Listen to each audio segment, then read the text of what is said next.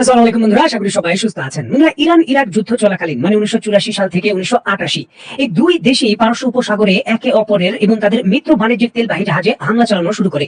এর ফলে বিশ্ব বাজারে তেলের সরবরাহ বন্ধ হয়ে যাওয়ার একেবারে উপক্রম হয়। যুক্তরাষ্ট্র তখন বলতে পারেন অনেকটা ত্রাণকর্তার মতো অপারেশন আর্নেস্ট উইল নামে একটি মিশন চালু করে।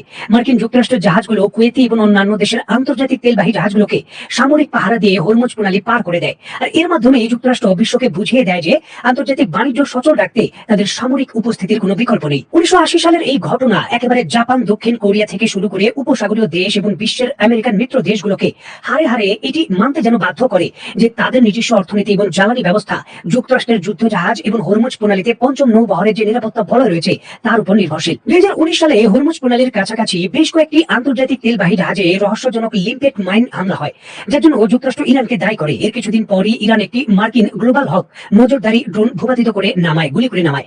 পরিস্থিতি নিয়ন্ত্রণে রাখতে যুক্তরাষ্ট্র তাৎক্ষণিক সেখানে অতিরিক্ত যুদ্ধ জাহাজ, প্যাট্রিয়ট মিসাইল ডিফেন্স সিস্টেম এবং সেনা মোতায়েন করে। যুক্তরাষ্ট্র ওই সময় ইন্টারন্যাশনাল ম্যারিটাইম সিকিউরিটি যে কনসার্ট রয়েছে IMC নামে একটি বহুজাতিক নৌজোট গঠন করে, যার নেতৃত্বে ছিল যুক্তরাষ্ট্র নিজেই। উদ্দেশ্য ছিল একাই ইরানের কোনোভাবে এই রুট বন্ধ করতে না পারে তা নিশ্চিত করা। এটি যুক্তরাষ্ট্রের বৈশ্বিক যে রাজনৈতিক প্রভাব, ডলারের কৃত্রিম চাহিদা এবং পেট্রো ডলারের যে বর্তমান সিস্টেম রয়েছে তা অব্যাহত রাখার ক্ষেত্রে অত্যন্ত গুরুত্বপূর্ণ ছিল।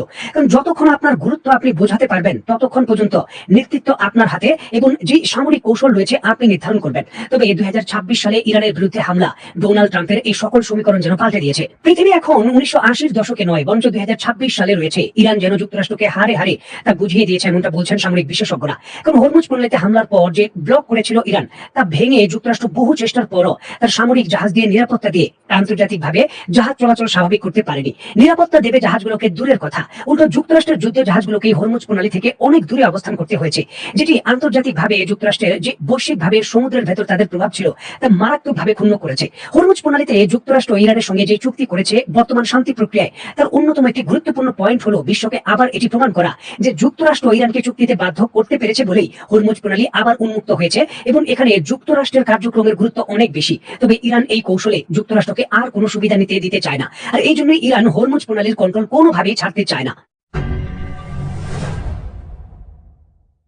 যদিও 60 দিনের যুদ্ধবিরতির চুক্তি হয়েছে, তবে ইরানের পক্ষ থেকে ইরানের যিনি পররাষ্ট্রমন্ত্রী রয়েছেন জনাব আগারচি রিসেন্টলি তার বক্তব্যে নিশ্চিত করেছেন আগামী 30 দিন টানা হরমুজ প্রণালী সম্পূর্ণভাবে ইরানের কন্ট্রোলে থাকবে। কোনো ধরনের ছাড় এই ক্ষেত্রে ইরান দেবে না। 30 দিন সম্পূর্ণ ইরানের নিয়ন্ত্রণেই হরমুজ প্রণালী দিয়ে জাহাজকে চলাচল করতে হবে। জাহাজগুলোর চলাচলে তেমন বড় প্রতিবন্ধকতা নেই ইরানের পক্ষ থেকে দাবি করে এর সঙ্গে সঙ্গে শর্ত যুক্ত করে দেওয়া হয়েছে। অবশ্যই জাহাজগুলোকে পারাপারের পূর্বে ইরানের কাছ থেকে অনুমতি নিতে হবে। ইরানের যে নির্দেশনা রয়েছে তা অনুযায়ী চলাচল করতে হবে, এর বাইরে যাওয়ার সুযোগ নেই। দেখুন, যুক্তরাষ্ট্রের এটি অন্যতম বড় মাথা ব্যথার কারণ। দেখুন, হরমুজ প্রণালীর এই কন্ট্রোলের মাধ্যমে বিশ্ব অর্থনীতিতে ইরান তার উপস্থিতি পরিষ্কারভাবে জানান দিতে পারছে। যুক্তরাষ্ট্র এক দেশ আরেক দেশের বিরুদ্ধে নিষেধাজ্ঞা দিয়ে ঠিক যেভাবে কন্ট্রোল করত, এখানে কিন্তু ইরানও হরমুজ প্রণালীর মাধ্যমে বিশ্বের বিভিন্ন দেশকে কন্ট্রোল করার সুযোগ পাবে। যেমন ধরুন বাংলাদেশ, যেমন ধরুন জাপানের মতো দেশই ধরুন। জাপান তার 90% জ্বালানি তেল এই রূপ দিয়ে আমদানি করে। এখন এই দেশটির উপরও পরোক্ষভাবে ইরান তার নিয়ন্ত্রণ প্রতিষ্ঠা করার একটা সুযোগ পাবে। জাপানের সঙ্গে কিন্তু এমন নেগোসিয়েশনে তারা যেতে পারে যে আমাদের দেশে বিনিয়োগ করুন, টেকনোলজি দিন, আপনার জাহাজগুলো নিরাপদে যেতে পারবে, কোনো সমস্যা নেই। যুক্তরাষ্ট্রের জন্য এটি অন্যতম বড় মাথা ব্যথার কারণ। এতদিন ধরে যে প্রভাব বলয়, যুক্তরাষ্ট্রের প্রভাব বলয় যে জাপান, দক্ষিণ কোরিয়া বা উপসাগরীয় দেশগুলো ছিল, এখন সেই দেশগুলো যদি ইরানের অনুমতি নেওয়ার জন্য ইরানের কাছে কূটনৈতিক অনুরোধ করে বা কূটনৈতিক ভাবে বৈঠক শুরু করে, সেটি দীর্ঘকালীন যুক্তরাষ্ট্রের প্রভাব বলয় এবং যুক্তরাষ্ট্রের যে চাওয়া রয়েছে এবং তাদের সামরিক স্ট্র্যাটেজি বাস্তবায়নের যে বাধ্যবাধকতা অঘোষিতভাবে ছিল, সেটা সম্পূর্ণভাবেই কিন্তু অনেকটা প্রতিবন্ধকতার মুখে পড়ে অনেকটা থমকে যাবে। সুতরাং এটি হরমুজ প্রণালীর কন্ট্রোলের বিষয় নয়, বিশ্ব রাজনীতি, বিশ্ব যে লিডারশিপ রয়েছে সেখানেও নিজের উপস্থিতির জানান দেওয়ার একটি অত্যন্ত গুরুত্বপূর্ণ কৌশল হিসেবে দেখছে ইরান, যা বাধাগ্রস্ত করতে চায় যুক্তরাষ্ট্র। দেখুন, হরমুজ প্রণালীতে কার নিয়ন্ত্রণ রয়েছে, বিশ্বের 20% জ্বালানি তেল সরবরাহে কার নিয়ন্ত্রণ প্রতিষ্ঠা রয়েছে, এটি অত্যন্ত গুরুত্বপূর্ণ বিষয় সামরিক স্ট্র্যাটেজিতে, যার জন্যই কিন্তু ইরান ছাড় দিতে চায় না। আর এই ক্ষেত্রে সামরিক বিশেষজ্ঞরা বলছেন যে নাজুক যুদ্ধবিরতির প্রস্তুতি রয়েছে, যুদ্ধবিরতির চুক্তি রয়েছে, সেই সকল কিছু ইরানের এই শক্ত অবস্থানের কারণে যে কোনো মুহূর্তে শেষ হয়ে যাবে তার জন্য ঘোষণা দিচ্ছে এবং হামলা পাল্টা হামলার ঘটনা আবার শুরু হওয়া এখন যেন সময়ের ব্যাপার, এটি অনেকে মনে করছেন।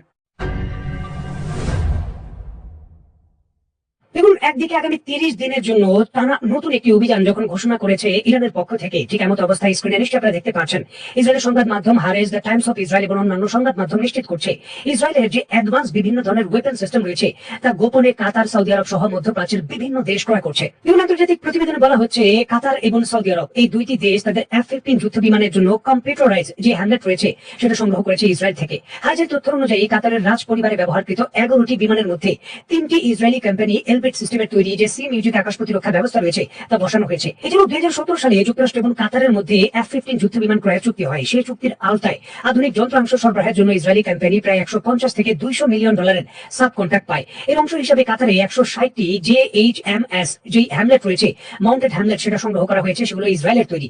যে মূল টার্গেটিং সিস্টেম হ্যামলেটে রয়েছে সেটা ইসরায়েলের নিয়ন্ত্রণ করে ইসরায়েলের সিস্টেম, যার প্রতিটির মূল্য প্রায় 2 লক্ষ মার্কিন ডলার। পাশাপাশি ইসরায়েল থেকে ANNV নাইট ভিশন যে বিভিন্ন ধরনের গ্লাস এবং ব্যবহারকৃত বিভিন্ন সেনাবাহিনীর যে গ্যাজেট রয়েছে সেটাও আসছে ইসরায়েল থেকে, এমনটা শোনা যাচ্ছে। এবং ধারাবাহিকভাবে অন্যান্য যে গোপন সামরিক চুক্তি রয়েছে তা প্রকাশ্যে আসছে না। সামরিক বিশেষজ্ঞরা বলছেন যে কাতার, সৌদি আরব এবং সংযুক্ত আরব আমিরাত এই 3টি দেশই যুক্তরাষ্ট্র থেকে প্রায় বিপুল পরিমাণে একমাত্র একক ভিত্তিতে সংযুক্ত আরব আমিরাত এবং কাতারই কিন্তু প্রায় 142 বিলিয়ন ডলার সামরিক চুক্তি করেছিল যুক্তরাষ্ট্র থেকে বিভিন্ন অস্ত্র ক্রয়ের জন্য। এর একটি বড় অংশ সাব কন্ট্রাক্ট হিসেবে ইসরায়েলের ওয়েপন তৈরি হয়ে যুক্ত হবে এমনটা ধারণা করা হচ্ছে। মানে এখানে বলতে পারেন অনেকটা পরোক্ষভাবে বিপুল পরিমাণের এবং কিছু কিছু ক্ষেত্রে প্রত্যক্ষভাবেই বিপুল পরিমাণের ইসরায়েলের অস্ত্র মধ্যপ্রাচ্যের দেশগুলো তাদের আত্মরক্ষার্থে ক্রয় করছে। দেখার বিষয় ইসরায়েলের এই প্রযুক্তিগুলো ইরানের সঙ্গে যে উত্তেজনা রয়েছে সেখান থেকে তাদের কতটুকু রক্ষা করতে পারে বা নিরাপত্তা প্রদান করে। তো আজকের মতো বিদায়, নতুন কোনো ভিডিও নিয়ে আবার দেখা হবে। সে পর্যন্ত সবাই ভালো থাকবেন, সুস্থ থাকবেন এবং বাংলাদেশকে ভালোবাসবেন। আল্লাহ হাফেজ।